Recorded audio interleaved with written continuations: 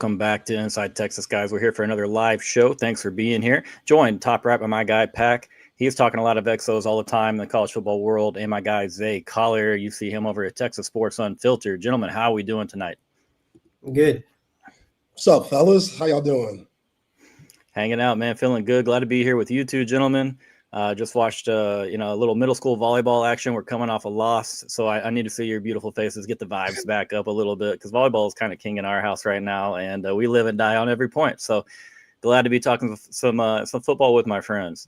But before we get to that, guys, you know what you can do is you can hop on over to Inside Texas. Number one source for Longhorn fans, insider notes, recruiting scoops, and in-depth analysis all in one place. You can join today for just $1 for the first week, and you receive a complimentary year to The Athletic. Don't miss out on this, guys. Subscribe now. Alrighty.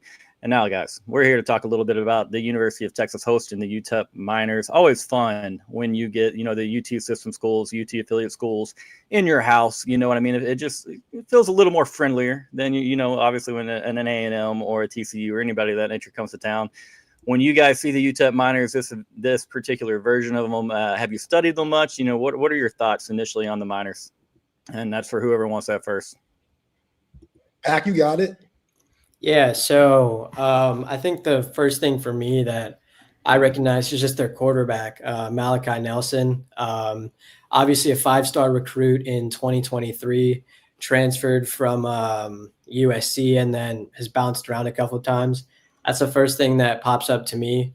Just looking at their stat sheet against Utah State, really struggled, didn't play very well, 22 of 34 for something like 178 yards through a pick.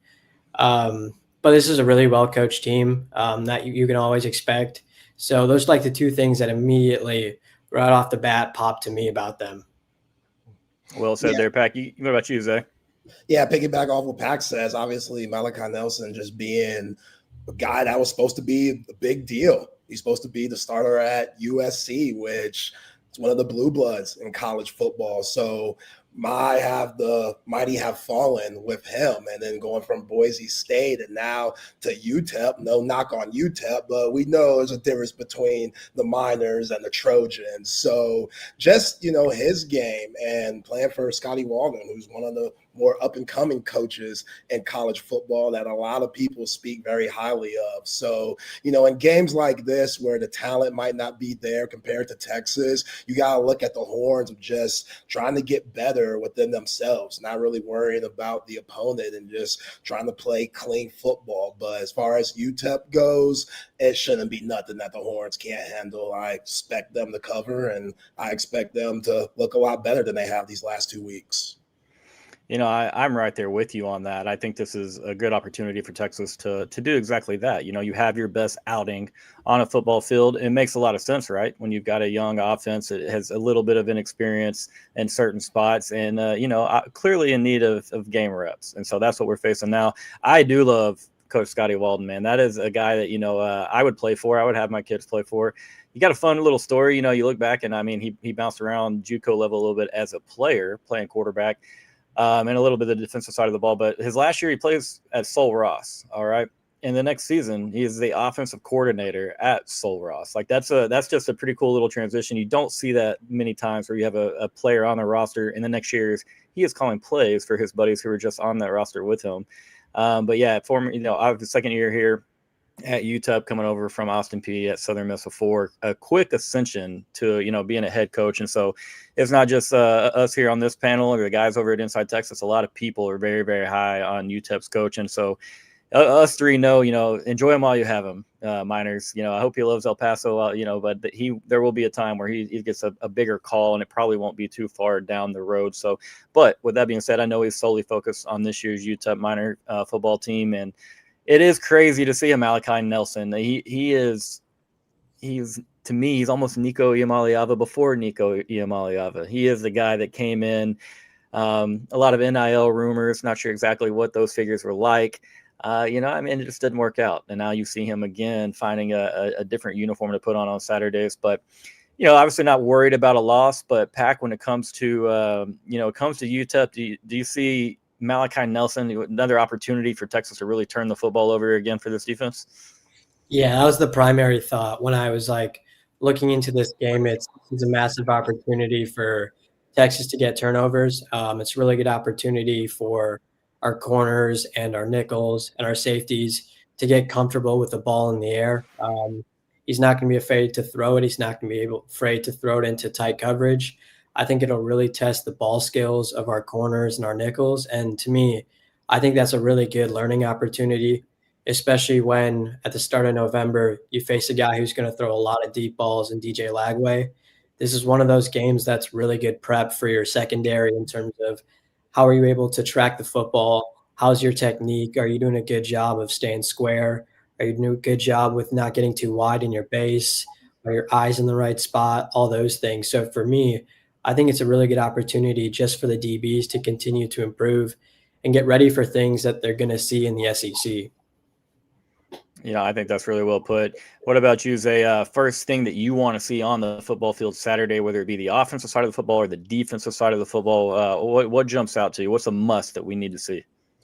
Just a clean game. I mean, when you have 12 penalties, that's ridiculous, if you ask me. And it's hard to win against quality teams. And what Pac is saying, like, you get in the SEC with 12 penalties, it's hard to make it out of that stadium alive, whether you're at home or on the road. And it's weird because just going back to last year, Texas teams, they struggle with penalties at home. And that's when you should thrive when it comes to penalties. You don't got to worry about all that crowd ruckus on the offensive end. And I don't know where the disconnect is there, but Steve Sarkisian and his coaching staff, they better figure it out fast because October 4th is right around the corner.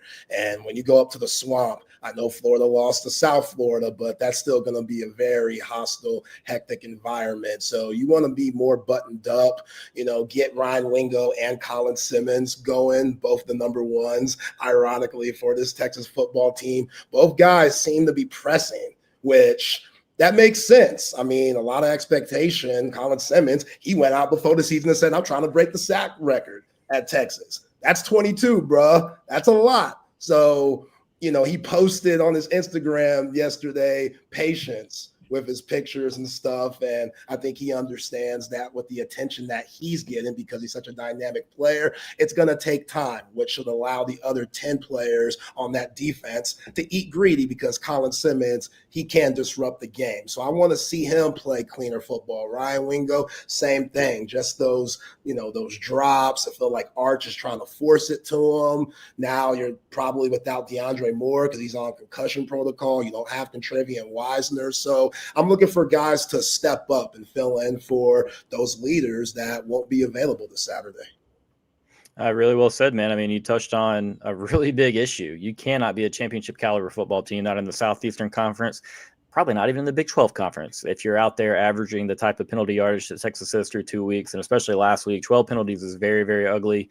I don't care where you're playing. There's no excuse for that, man. That is ridiculous. I mean, yeah, people say that DKR isn't a hard place to play. We just didn't expect it to be for our guys. I'm with you, man. That's the first thing I want to see because I don't care that Florida lost to South Florida. They have 2 big matchups coming up. Then they have a bye week before they get to Texas. There's a plenty of opportunity for Florida to completely turn around. It's 2 games in, turn things around from a national media standpoint, and for them to kind of live up to the preseason billing. And then they have a bye week. If people don't think the Swamp is going to present a very difficult challenge for Texas with DJ Lagway, a ton of talent on that Florida team, I mean, then yeah, they're wrong. We got a lot to clean up and only a couple weeks to do so. Let me ask you this, Pac. We're talking about, you like the concepts that our defense is going to be faced with. You're really excited about the ball being in the air. I agree with you. It gives you a good prep for Florida. It gives you a good prep for John Mateer in Oklahoma because that guy is going to try to squeeze the ball in through some tight windows there. We saw that. He is very confident in that arm. I love a gunslinger, man. I'm all about it. What coverages, what concepts, what do you expect to see out of Texas this weekend? Because at the same time, it's great prep, but you also don't want to show Billy Napier in Florida. You don't want to show Ben Arbuckle in Oklahoma exactly what your blueprint might be in attacking certain route concepts and maybe different sets. Yeah, I think it's a lot of what you saw last week. So starting from a 2-high shell and then rolling down into cover 3. I think you see a lot of that. They might incorporate some match in there just because when you get a lot of vertical routes the way UTEP runs, you're eventually going to have to match that stuff to protect the seam routes and whatnot. So I think you see a lot of cover three. That's kind of been what Texas has been over the past 2 years. So I think you continue to see that. I think their third down wrinkle, whether they're in their dime package or their NASCAR package, is going to be Tampa 2, where they're rolling a safety down to become that middle pole runner, and then they're sinking a corner in a nickel, or they're rotating a safety in a nickel, whatever it is, to get into different shapes or different forms of Tampa 2. I think those are the two coverages you'll see a lot of. And then if they're bringing 5-man pressures or 6-man pressures, probably some form of 3 deep, 2 under, or man coverage. I don't think it's going to be overly complex in the sense of they're not going to try to throw a bunch of stuff at Malachi Nelson. Texas just has better players. And when you run into games like this, sometimes you just let players be players and you win the game not by scheme, but just by being more talented. It's really well said. I mean, but the fans want flawless football. They want perfection. They want the perfect scheme on every single snap in a matchup like this. You know, they don't want to hear, let's let athletes be athletes. Let's let the the cream will rise through time. You know, they don't want to hear that. And so it's tough, man, because you have so much to work on. You have a lot of guys, it's even in that secondary, like you just said, are still getting, in-game reps. You're getting live reps in the passing game and challenged in different ways. It's a matter of like you can't show too much, guys. So when people were complaining that San Jose State moved the football up and down the field a couple times when Texas was being very vanilla on the other side, it's like, I mean, they're a college football team too. You know what I mean? Like, these are college athletes and they've got a good scheme over there. I was a fan of what San Jose State did. Talk to me, Zay, on the defensive side of the ball, man. Give me a couple players you're really going to have your eye on. Either you liked what you've seen out of them the last couple of weeks and you're ready for another week of ascension maybe, or just a couple guys that you want to see, pick it up. And let's exclude Colin Simmons from this option of answers, because we all want to see a little bit more. I think obviously Colin wants to see more of himself. And we'll get that for sure. But who do you have?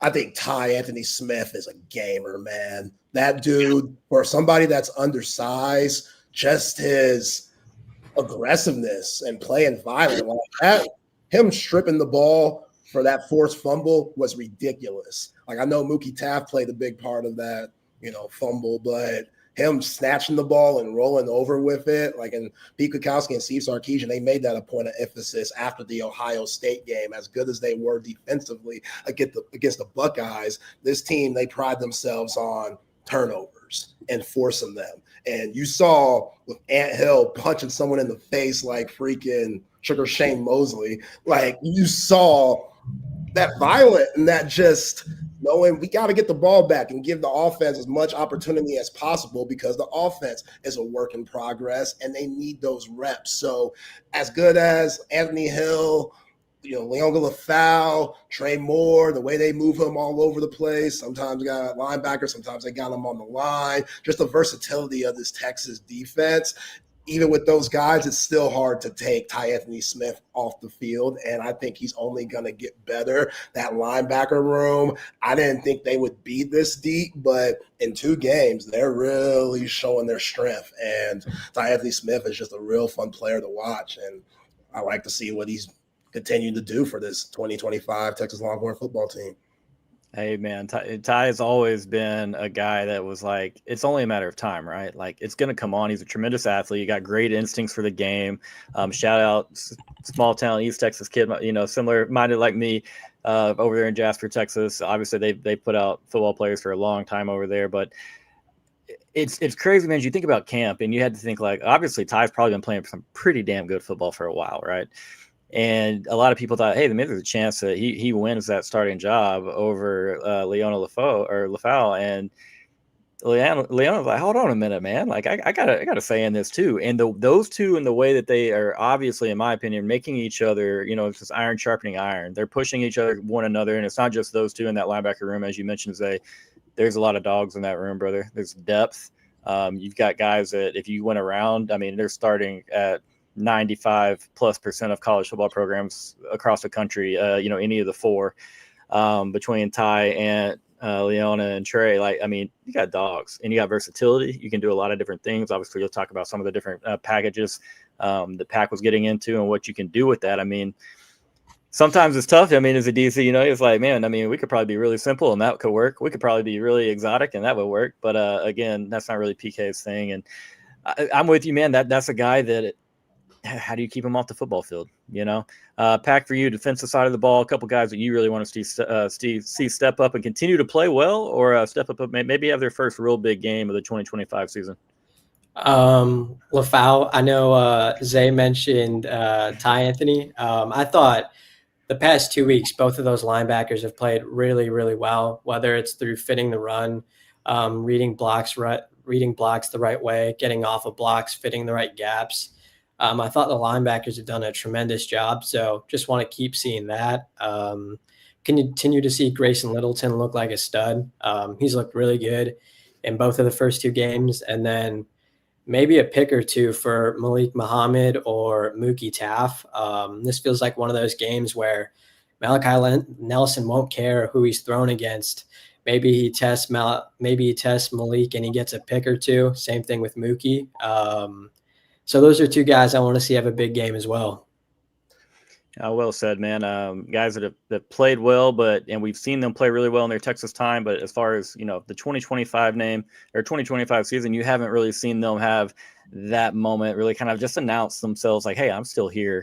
Shout out Tom Brady in the past, the GOAT. He did his thing. But real quick, before we get into it a little bit more, let's hear a word from our sponsor, Laura Baker Real Estate. Hi, I want to tell you about Laura Baker. If you're looking for a new home in the 512 or even at this point, let's face it, 737 area code, there's only one number to call. That's Laura Baker at 512-784-0505. As a member of the elite Andy Allen team with Keller Williams, Laura has helped Longhorns find the home of their dreams in Central Texas. Just ask our resident sex symbol, Ian Boyd, who moved all the way from Michigan to Texas with Laura's help. Laura can help you find what you're looking for in the 512, the 737, or even parts of the 254 and the 210. Just, give her a call at 512-784-0505. Her email is in the description as well as the rest of her contact details. She's a friend. Give her a call. All right, guys, check out Laura Baker Real Estate if you have the opportunity to do so. All right, question for you guys. We talked about the linebacker a little bit. We talked a little bit about, Colin Simmons some. A little bit about what Texas is going to show, probably, concept-wise on defense. If it were you guys, how would you handle safety repetition, or the safety rotation, and then the reps? Kind of just a general idea. Because you got a lot of dogs in the safety room as well right now, and you have a couple guys that are playing really dang good football, and then you have guys like a Derek Williams who's coming back off injury. Probably want to see a little bit more out of him, but hard to do so when you have young and really not yet proven, but man, they're showing a lot of upside. So just kind of your thoughts on that. Pack, we'll let you go, or no, get Zay to go first on this one. How would you handle the safety room, and are we doing it the way that you would? Yeah, it was interesting. If you look at Jelani McDonald and Mookie Taft's reps, they were really high compared to everyone else. And Derek Williams only got 6 snaps this last game, which is interesting. I feel like with his injury and missing a lot of football, you want to give him those reps, especially before SEC play, but maybe they were being cautious knowing that he's had history with his knee injury. But I think Xavier Filsaime has a lot of upside too and could be that 4th safety in there. But when you got Mookie Taft, why would you take All-American off the field? That's tough to do. Mookie Taft, when it comes to just his communicating on the field, when you lose guys like Jahdae Barron, when you lose guys like Andrew Makuba, you expect a fall off. And I'm still not completely sold on Jalen Gilbo moving to the outside. I think that's to be determined situation. I know the Carnell Tate touchdown, Gilbo was in really good position. Carnell Tate, he's a future Sunday player, so you just got to tip your cap to him on that heave, in my opinion, from Julian Sayin. But I want to see more reps from Jalen Gilbo on that outside. But as the safeties go, Jelani McDonald, his size, man, I think he's picking up exactly where Andrew Makuba left off, him rocking that number 4 too. It's just when you got those big time players, especially Mookie Taft, it's hard to find reps for everybody. Hopefully Derek Williams could see some more bump and Xavier Filsaime also, but another one of the focal points for this Texas team is that secondary and that safety room. They're always going to be tough. You don't really have to worry about them. Yeah, no, and like I think I kind of worded the question bad because you said it right. You're not going to take a Mookie Taft off the field. You know what I mean? He is the quarterback to, in my opinion, of that secondary. Has everybody aligned, has everybody in the right spots. I mean, he and got plenty of other guys that help do this as well. I mean, the secondary is uber talented, in my opinion. I agree. You know, as far as we're going to have to see more out of Jalen to really know what we have out there and to see what he can hold up against out there once you get into a slew of SEC wide receivers. You know, top to bottom, he's going to see the best wide receivers across the board outside of a couple random schools in the Big Ten. Going to have his opportunity to prove himself. But yeah, Grayson Littleton, the emergence of him, I want to see more Xavier. I really do. But that's the thing. It's like you're going to take off Jelani, you're going to take off, you know, that's the thing. So I like where we're at. From what I know, Xavier Filsaime is one of the hardest working cats in the entire program. I kind of had the hunch, you know, we'd see more of him, you know, coming into the season, and I've loved what we've seen. What about you, Pac? Again, you know, you've got so much provenness in the secondary. You know what I mean? Like you're not gonna take a Mookie out, but would you like to see more of like a Derek Williams, more of a Filsaime? Like, how do you feel there?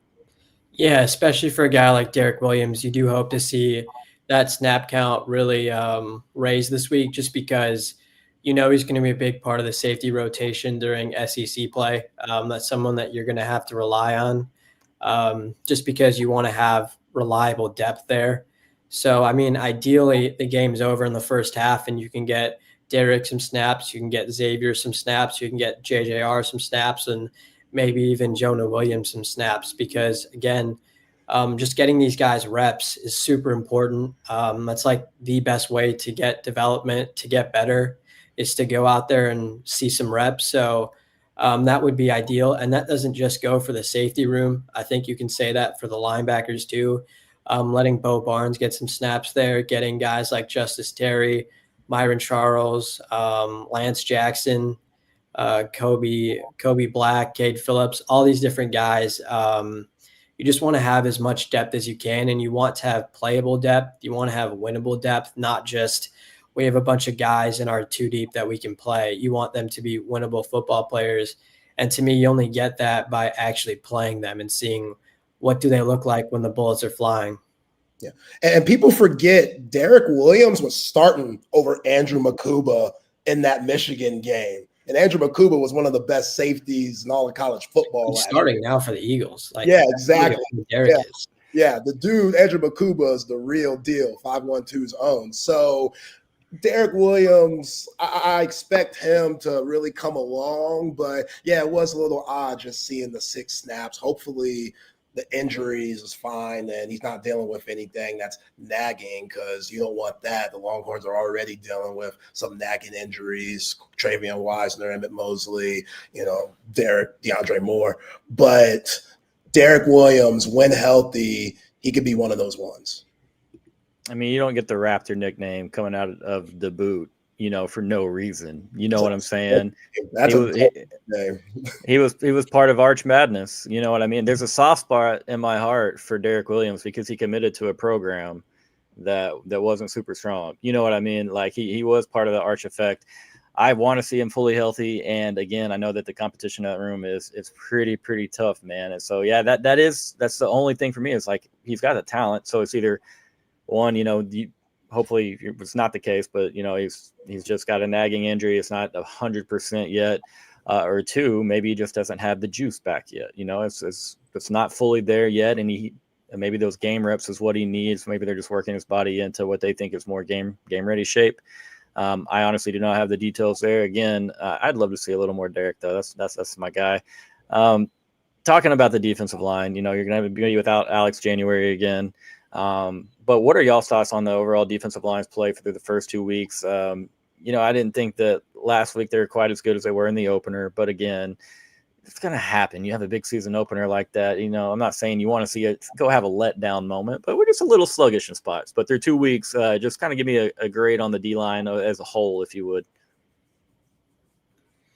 Yeah, I mean, they've been solid. I know coming in with a lot of expectations, from just losing big time players last year, like Vernon Broad and Alfred Collins, guys of that nature. And when you're replacing all of those guys that got a lot of meaningful reps last year, that was a huge what if coming into this season. And for 2 weeks, I agree, Cord. Last week, not as good, but those linebackers made up for it.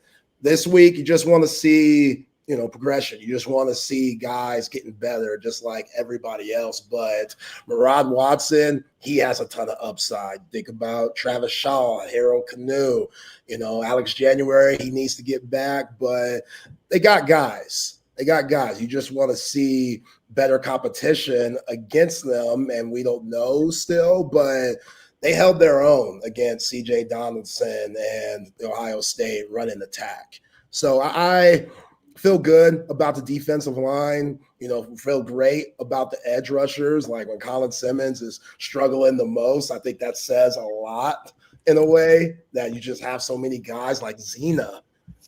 Zeno's been terrific. I always botch his name, so I just call him Zena and Neto. I don't want to botch their names on here because I've heard 3 different ways to say their last name. So y'all know what I'm talking about when I say their first names. But Yep. they got guys that are hungry and guys that are given opportunities. And in games like this, you want to prove to the coaching staff that you're reliable, that they could trust you. These are games that are great for tape. I know everybody wants to go to the NFL and has those aspirations. So, when you got talent like that and when you're playing against teams, lesser competition, can we trust you to take it seriously every single week, no matter who's in front of you and who you're playing against? I think this defense has a really great grasp of that, and it starts with the trenches and the defensive line. And so far, 2 weeks, they've been solid. I'm with you. What about you, Pack? Thoughts on the D-line's performance?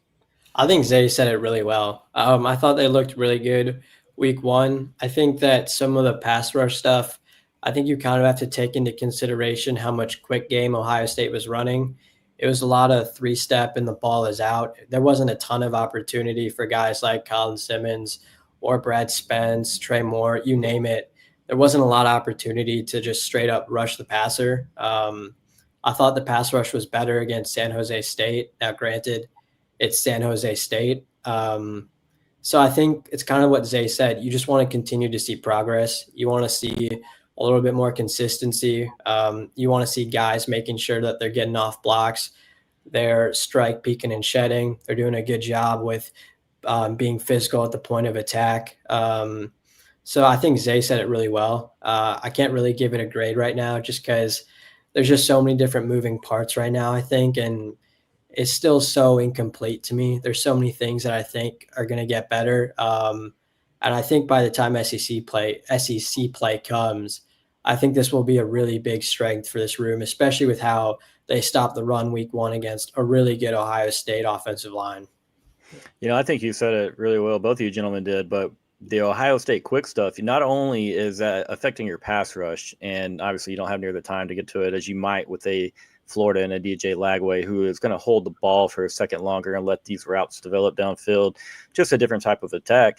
But also you have to honor that quick game, and Texas doesn't want to get the top taken off on most snaps. They didn't against Ohio State. Played a little more man than I thought they would, but you're naturally going to play a little bit lighter of a box when you're concerned with the Carnell Tate and the Brandon Ennis and obviously a Jeremiah Smith, Max Clare. Like, those are hell of a weapons, man. So you're going to play a little bit of a lighter box. And you saw Ohio State kind of have some success just on that one touchdown drive in the middle of the second quarter there where they took the lead. And I was kind of worried. I was like, man, are we about to start giving up 4 or 5 a play, and they're just going to kind of bully C.J. Donaldson mixed in with some quick game? And no, man, we get on there. We won some first downs, did what we had to do. But, yeah, again, I think the pass rush is fine. It will come. I think the interior did a pretty dang good job last week against the run and against the pass.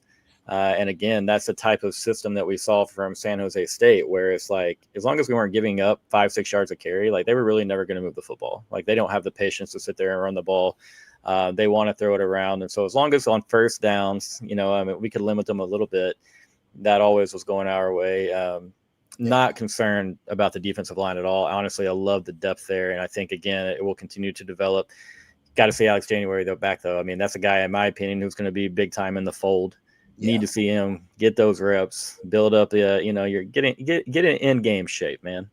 But And Cole, I don't mean to interrupt you, but to what you were saying about that drive where CJ Donaldson scored in that Ohio State game, just think about what happened on that drive. You get a hands to the face from Colin Simmons, so that's moving the change, and then you get a Manny Muhammad hold, so that also moved the change. So I still think, as good as Ohio State is and is going to be, and as good as Julian Sand and Matt Patricia were that day, I thought Texas beat themselves a lot in that game. And Ohio State made a lot of timely plays and less mistakes. And that's why you saw that 14-7 dub for the Buckeyes. So if you take that away, take those penalties away, obviously speaking of hypotheticals here, but I think you see a different result. And this team, if they get all that cleaned up and together, Colin Simmons gets his mind right with just his discipline and not making those critical mistakes. Oh my gosh, this defense, they could still be better than what they were last year, and that's saying a lot. I fully agree, man, which is why I try to reiterate to people, let's just relax, baby. The offense has got a lot of upside. They're going to figure some things out, and we're going to talk about that offense. But first, let's hear a word from our sponsor, David McClellan. I'm just going to say, guys, you probably need a fiduciary financial advisor, and I've got the guy for you. His name is David McClellan with Forum Financial. He works broadly and deeply with his clients as a financial life coach, and he should know something about coaching because he won several national championships as a swimmer for the University of Texas. He specializes in financial planning and has contributed numerous articles to Kiplinger on the topic of retirement tax bombs. So contact David today to be your fiduciary financial planner and schedule a 1-hour consultation to assess your financial situations. The free consultation is available, so just give him a call. The number is 312-933-8823. That's 312-933-8823. His email is also in the description below. All right. Check out Mr. David McClellan, guys. Thanks for sponsoring this channel here. Zay, I thought you said that really well, man.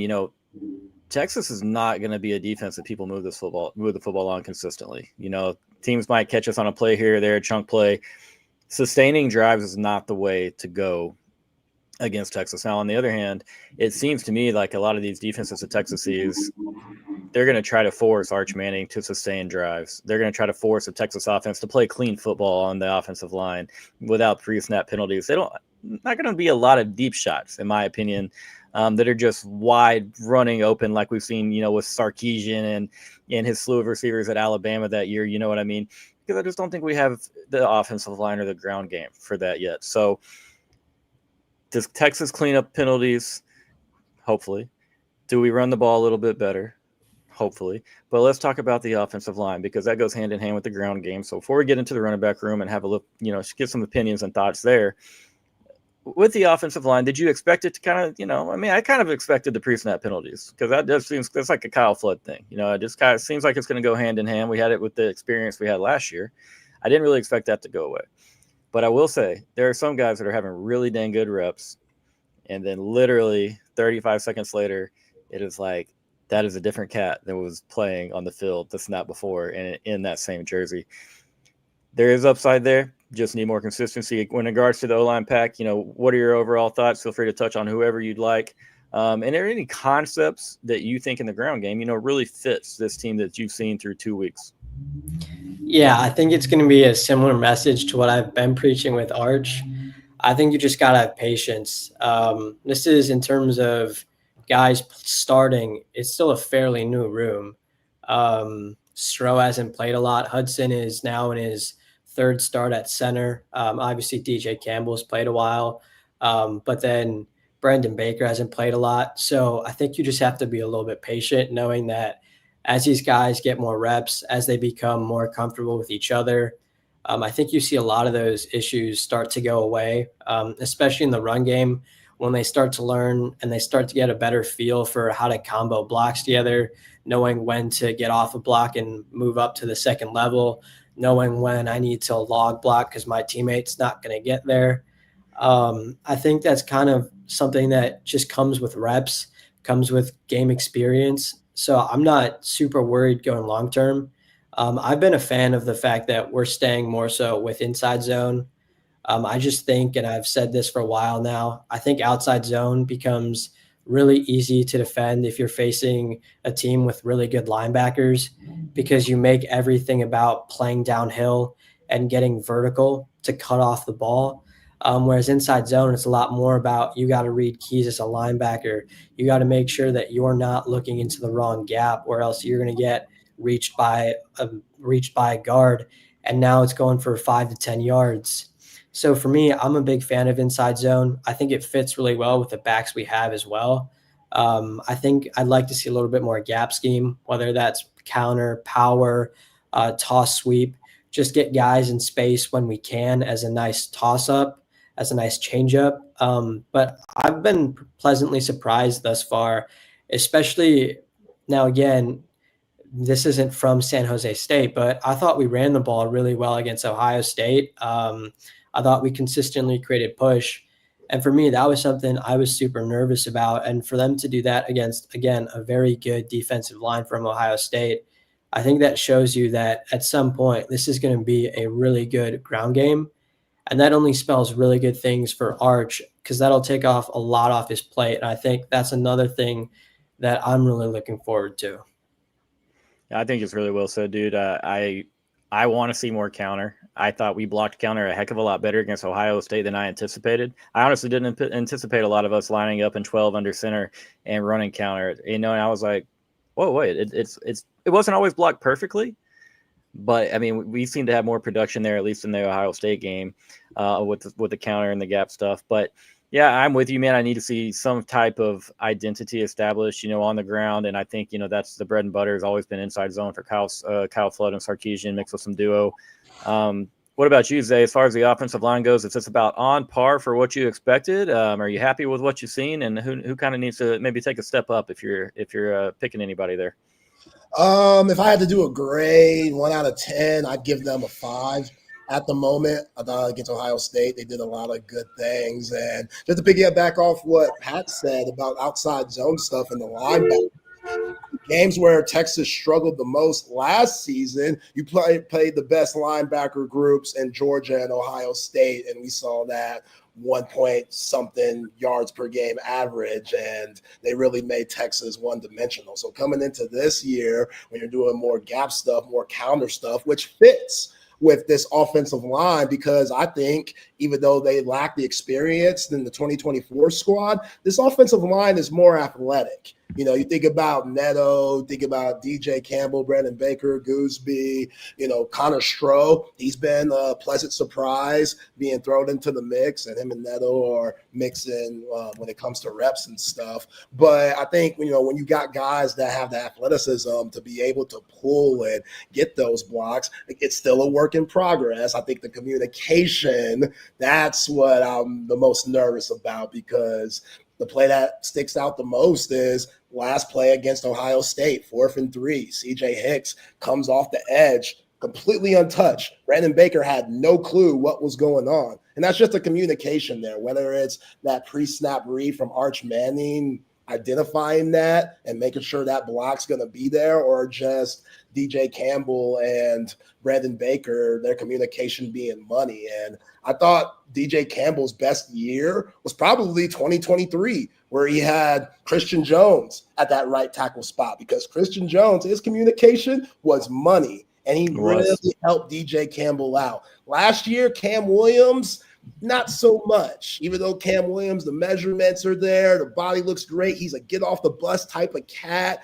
Cam Williams and DJ Campbell, sometimes they would have those lapses where, do we know what our assignment is? And those defensive coordinators, from Kirby Smart to what we saw from Jim Knowles last year at Ohio State, they knew that, and they took advantage of that. So coming into this year, I got to see that cleaned up. And again, you can't knock Brandon Baker too much because he just doesn't have the reps. Like, how do you get better? Reps, seeing it over and over again, seeing those different looks, shifts, defensive line just moving, linebackers just moving around. That communication, it has to be elite. I think that it could possibly get there. If it does, look out. But right now, it's still a work in progress. And against these lesser teams, like I said, that's all you want to see heading into this Saturday.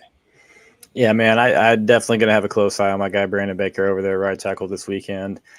He's one of the guys I mentioned where you see a flash of greatness, and then you're like, "Whoa, that's a whole ass different rep right there, brother." And so of course, I've been a fan of Cole Hudson's game for a long time. Need to see some consistency there. I like what's going on at left guard because, I mean, you have a tremendous athlete in Neto, and, while he's figuring things out, you're working on maybe communication, the nuances of being a guard. You have a very, very big mountain of a body in Connor Stroh that you can put in there, and you can run some inside zone, and you can kind of tuck and hide behind.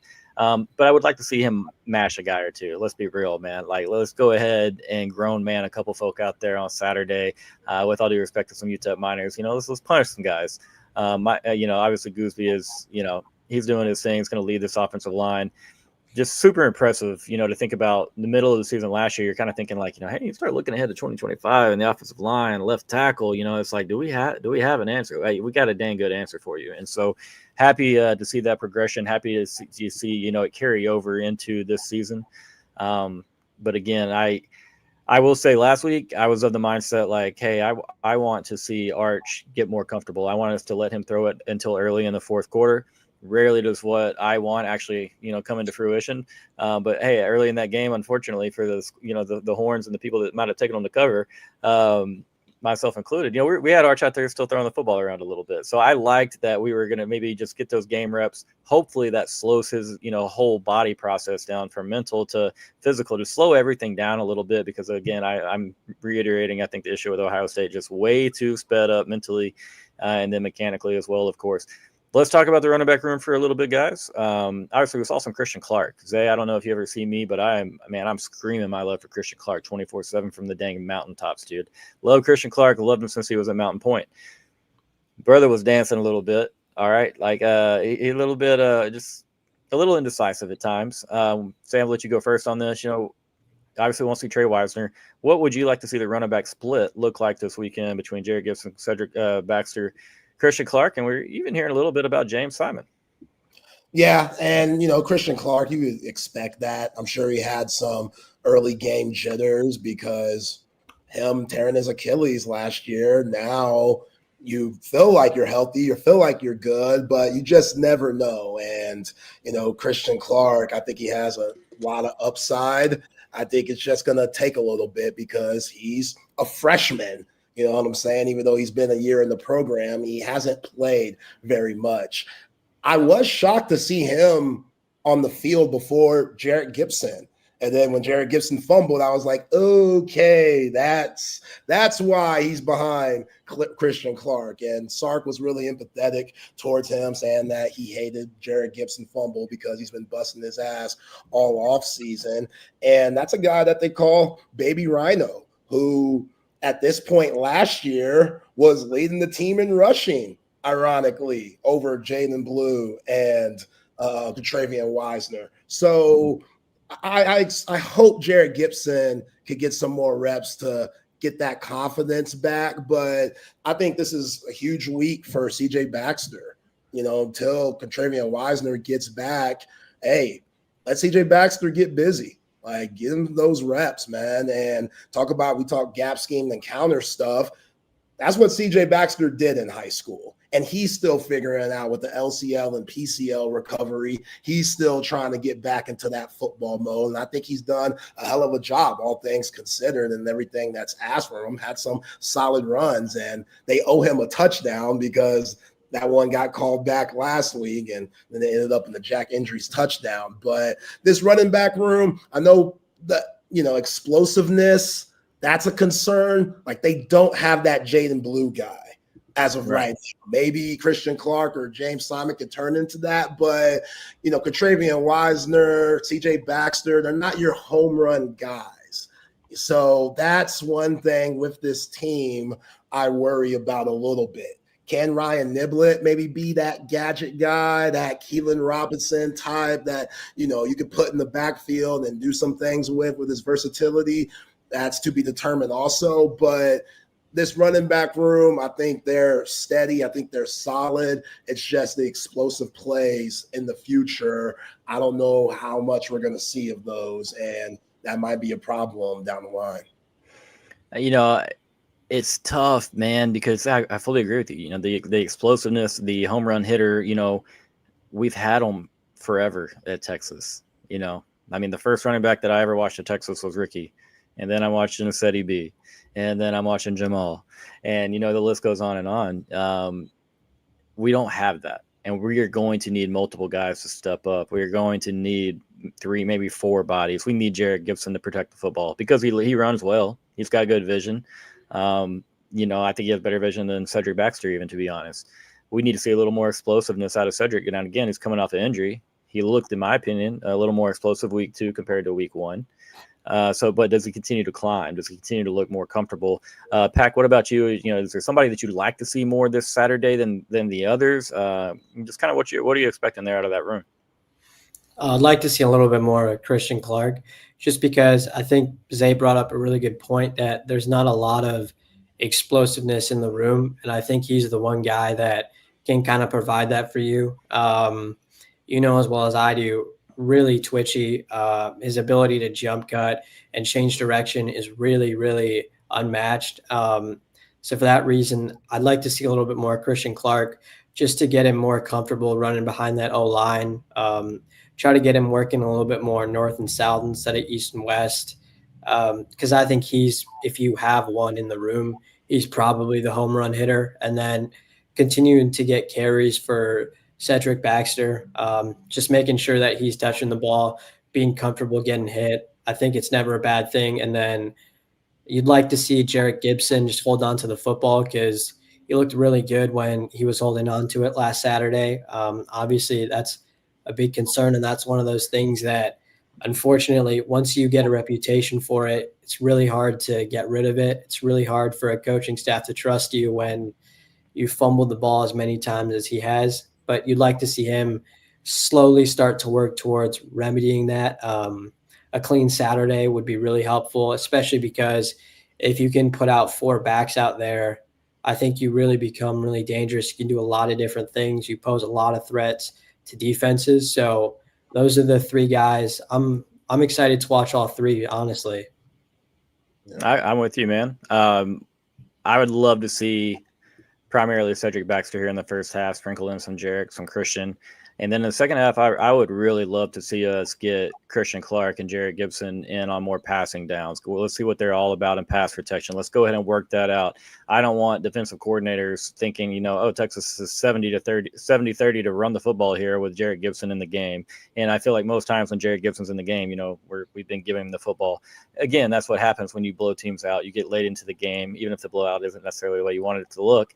You get late into the games, you are running the football. You are getting your backups in. That makes sense. But we need them to be a part of this offense in big games. We need these guys. Probably got about 15 minutes, maybe 20 minutes left here at most. Get into a couple things. But first, how would you jumpstart the Arch Manning to Ryan Wingo connection? If you were Sarkisian, if you were calling plays at Texas, let's go with you first, Zay. Do you force feed him the football? Do you let it happen organically by continuing to hunt the matchups that Parker Livingston and Jack injuries present? What do you got for me, man? I'm going to let it happen organically. You know what I'm saying? Like you could keep on giving them jet sweeps, those quick hitter screens, just Arch catching it, not even getting the laces on the ball and getting it out of his hands. Like just stuff to get Ryan Wingo acclimated to the game. But he has to understand too that you got other guys around you. Parker Livingston is a terrific player that busted his ass all offseason and deserves all the flowers that he's getting right now. And obviously, we all know he's roommates with Arch Manning. And, when you think of a wide receiver, you think of Jordan Shipley with Texas. And Jordan Shipley was roommates with Colt McCoy. So Texas fans are having a field day with that. I would say slow your roll. But if that could happen, that would be beautiful. Ryan Wingo, just play your game, man. Try not to think try just to go out there. And it's easier said than done. You're at Texas. Like all the expectations that you got, all the optimism that you have from the fan base, it could get to guys. But I remember a former number one and Xavier Worthy struggling at times during his sophomore year. And given he had a broken arm, but still, like, sometimes it just takes time. And I think with Ryan Wingo, he'll be fine. I think Arch also needs to quit forcing it to him, because Arch knows, like, damn, Wingo ain't getting the ball as much. I thought Arch had some very ill-advised throws, just trying to force it to Ryan Wingo that were way over his head. So, you know, it's up to Steve Sarkisian getting him into a rhythm. And Ryan Wingo, I think he's going to be just fine, especially with no DeAndre Moore this weekend due to the concussion protocol. It should just give Ryan Wingo more opportunities. I expect him to have a bounce-back game. I'd agree with you, man. I think this is a prime opportunity for him to kind of, you know, you had this tough matchup in Ohio State. You had an Arch Manning who was very inconsistent and mechanically broken down at times. You know, a couple times where you're wide open in that Ohio State game, ball doesn't get close to you. And then the one time it does, you know, a really tough catch there on that mesh on the 3rd and 5 before the CJ Hicks pressure that led to Arch having to dump it to Jack Short there. I'm with you, man. This has got to be the week. You know, I don't necessarily won't say force feed, but I'm with you. The quick stuff, the short stuff, let's get him comfortable early in a game. Let's get him the ball where we're not having to work hard to do so. Let his athleticism take over, and let's hopefully, you know, that makes the two of them just a little more comfortable together. What about you, Pack? You forcing it? You just letting it happen? What's the way to get this this process expedited a little bit, man? Yeah, I think you just let it happen organically. I think you give Ryan Wingo touches early and often, whether that's through screens, jet sweeps, all of that stuff. But in the pass game, I would just let it happen organically. I don't want Arch Manning exclusively looking at Ryan Wingo. I want him going through his progressions and continuing to be comfortable doing that, going through reads and making the correct decision. If the correct read is Ryan Wingo, then that's it. Then that's always a good thing. But for me, I think you just have to let it happen organically, knowing that it will. Both of them are too good. They work too hard for it to be too big of a long-term concern for me. I think eventually it'll figure itself out. And to me, it's just about making sure that, again, Arch is seeing the field really well. He's comfortable. And then you know that eventually, just like for Colin Simmons, both of the number ones, you know, eventually they'll figure it out. They're just too good not to. Yeah, Ryan Wingo, he's getting a lot of attention, as he should. Like, coming into this season, there was a lot of hype on his name. I don't think many folks were looking at Parker Livingston, besides us who cover Texas, as a real threat. And he a white boy, so it's kind of like one of those, oh, man, he ain't going to do nothing. He don't got no Blazers. He don't got no Jets. You better respect, as Contravian Weisner calls him, white chocolate. The dude's got burners that hit 20 miles per hour on that 83-yard catch against San Jose State. So now that more attention is going to be put on Parker Livingston, I think Ryan Wingo is going to, you know, reap the benefits of that, and you'll see a better Ryan Wingo as the season goes on. Oh, really well said, gentlemen. That last spot or that last point, Zay, that nails it for me. Defenses are going to have to start to honor Parker, and you know what else they're going to have to honor is Big Jack Andrews in the middle, because that dude's a dog. You're going to have him out there running verticals through the seam. You're going to have him out there running wheel routes. He can run all the underneath stuff. You know, if we run into another matchup where you cheat a safety down to essentially play robber and give him full leeway to play, you know, like obviously talking about my Impact's favorite college football player, Caleb Downs, just let him go out there and say, hey, you go make plays underneath and you do your thing. I just like another chance at that is all I'll say. Not that I don't think he'd be a big issue, but I think we really helped out that Buckeye defense in that football game. Definitely agree with you what you said much earlier, Zay. It's going to happen, man. Continue to work the quick stuff, continue to get him involved in the end arounds, things like that. Eventually the roof blows off. You know what I mean? It's going to pop off for these guys. There's going to be a game where he has like 2 50-plus yard touchdowns. He's too good of an athlete. We have good scheme, and Arch is, in my opinion, a much better deep ball passer than Quinn was. It's going to happen, man. But again, yeah, defensive is scheme for the guy. They're not going to let, they don't want to let Ryan take the top off of you. And a couple of, making your points, a couple of the deep ball attempts from Arch to Wingo have been blanketed, man. Double coverage, never even a chance. You've had one in each game the last, the first 2 games. And so I think it happens again. I'm not big on forcing it organically, but you continue to have him involved in the game plan. You get him some touches. But you got really good weapons in Jack Hendries, Parker Livingston, and even, there's a lot of praise around Dalen McCutcheon's name. And given DeAndre Moore's absence this weekend, is going to have an opportunity for one of these young and Emmett Mosley again out. You're going to have an opportunity for these young wide receivers. Somebody gets in there and maybe makes a name for themselves and earns a little more PT in that rotation going forward. So it is just the UTEP minors, and that's not any disrespect to that program. But there's still a lot about Texas, so we're going to find out this weekend. We're going to see learn a few things about a couple different guys, and again, it's just one game against an opponent that we should, in my opinion, beat by 45 or more. But a lot that we need to work on, a lot that we need to find out about ourselves, guys. Just a couple minutes left.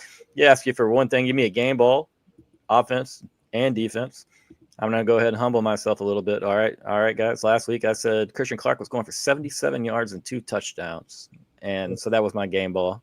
On the offensive side, I said that he would just have a big second half there and that we'd kind of find, hey, we might have a guy here. On the defensive side of the ball, I will say I did take Anthony Smith, though. So Nice. kind of one for 2 on that. But offensive player of the game, offense, defense, and then also give me a final score if y'all are cool and comfortable doing that. Offense. Man.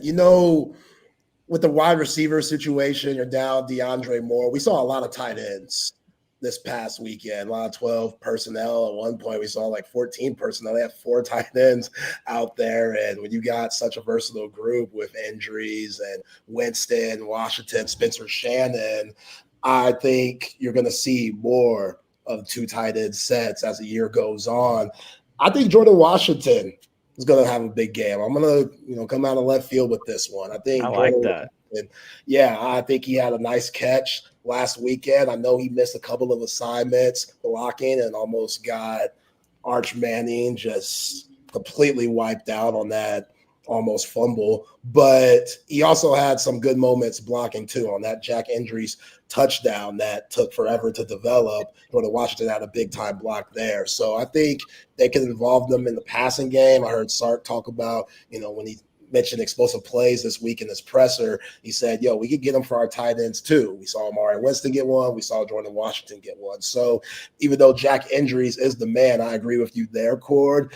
I could see Jordan Washington having a good day, especially with the lack of talent that UTEP provides. On the defensive side, I'm going to go with Ethan Burke, man. I love Ethan Burke. I think that dude, he could be a potential first-round pick.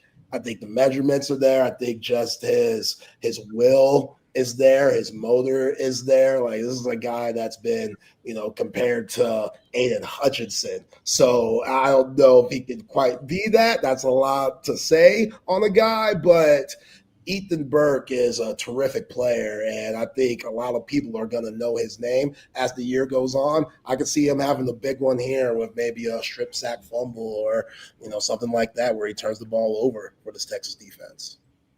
I love it, man. Big Ethan. Every time going forward for the rest of forever, when I hear Ethan Burke's name, I can hear the call on ESPN last November. Daniels, nothing. As Burke just swallowed him up, bro. I mean, I'm telling you, I heard that clip like 3 times in my head as you were talking about Ethan Burke. Would love for him to pop off, have a couple sack game, maybe a forced fumble, something like that. A guy that obviously, man, his growth throughout the program has been as impressive as anybody. He's a guy that, he's a dog. He's a lacrosse player. He's a dog. What do you got for me, Pack? So we got Jordan Washington, which I love. I mean, I love all the references to the tight end room. As excited as we are about linebacking room, the D-line room, the edge room, safety room, I mean, dude, that tight end room is special too. Jack Hendries, Jordan Washington, Emery Winston with a catch last week. And then how about Nick Townsend? I mean, putting a dude on his ass last week in a major way, looking crazy physical for a freshman player. I did say coming out of last class that Nick was my favorite piece on the offensive side of the ball that Texas signed. there in the 2025 class. Well, what about you, Pack? Who you got? Offensive player, defensive player, and then if you got a score prediction, let us have it. Offensive, I'll go with the other tight end. I'll go with Jack Entries. And then defensively, I'll go Colin Simmons.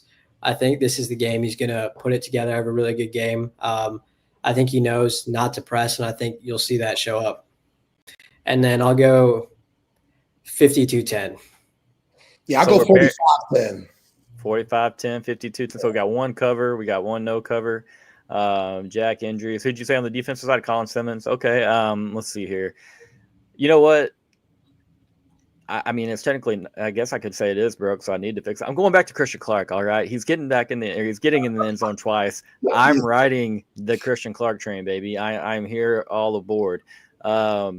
Big second half out of Christian Clark again. I want to see that guy in there on some passing down, see what he looks like. If he can get involved in the passing game even, but I really want to see what he looks like in pass protection. Defensive side of the ball. Let's see here. This is always tough, man, because it feels like everybody just eats on that side of the ball. Right. Let me go with let's go back to Xavier Filsami. Let's go. Go ahead and call a pick for the young man. Been playing really good. I mean, just demanding PT. You know, all of his reps seem to be really, really positive. So super excited to see where he goes, man. It's going to be fun. I don't think that there's a single bad pick here. We've got a tight end standoff, Jordan Washington, Jack Entries.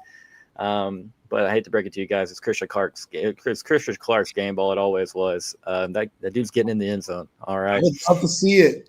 Like what you and Pac said, like that dude, he could be that explosive guy for this offense. And, you know, Jaden Blue, even with the fumble issue last year, Jaden Blue gave him a different dynamic. And we saw that against A&M. We saw that in college football playoff games against Clemson and Ohio State, especially in the passing game. So if Christian Clark could get involved with that, then especially for Arch, for that just check down option to where you just easy pass that leads to a first down game, then, man, this team, they could really take off.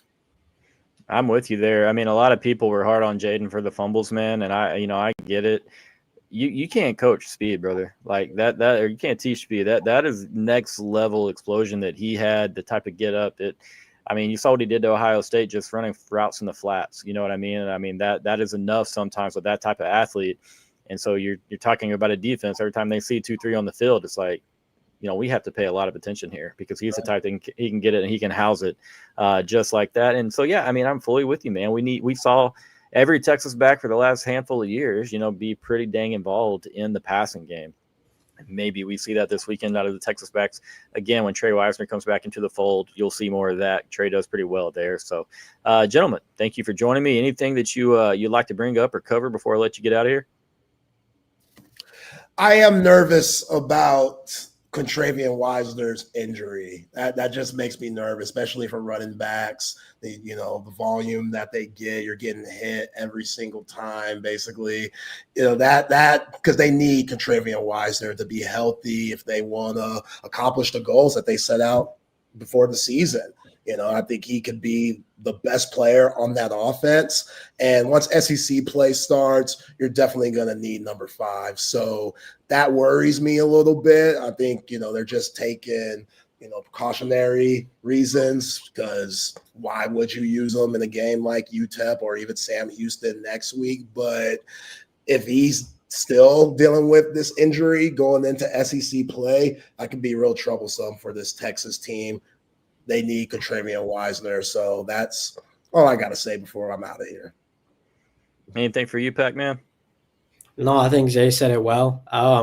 You want to see him get some reps with the O-line too, continue to build cohesion, continue to be able to figure out how are we going to block certain things. So I agree. Hopefully get Wisner back the next week. But other than that, I think it's going to be a good game on Saturday. Yeah, absolutely, guys. We need the guy. I understand being a little bit cautious with him. You know what I mean? The season is longer. Texas is a program that is probably expecting to play, you know, at minimum 14 games this season, make a college football playoff, win a game at minute. You know what I mean? Like they want to be playing into mid-January again. We did have a couple guys, you know, you mentioned Mookie Taft, you know, saw him kind of not wear down real bad through the season, but I mean, he had a lot of bangs and bruises there by that Cotton Bowl, man. Same could be said for 5 on the offensive side of the ball for us. But again, you want cohesion. You need reps with this new offensive line. There's going to be some new concepts, new schemes. We run a little more split zone than we did in the past.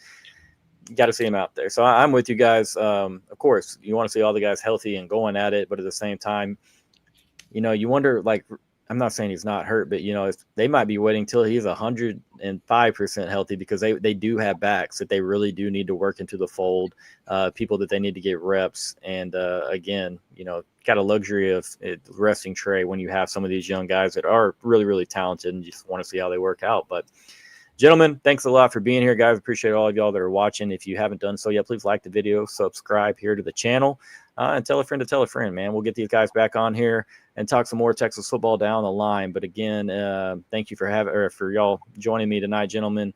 And let's run it back sometime soon. Sure. Appreciate y'all. All right, guys. Y'all all have a good night. We'll talk soon. Texas and UTEP, Saturday afternoon.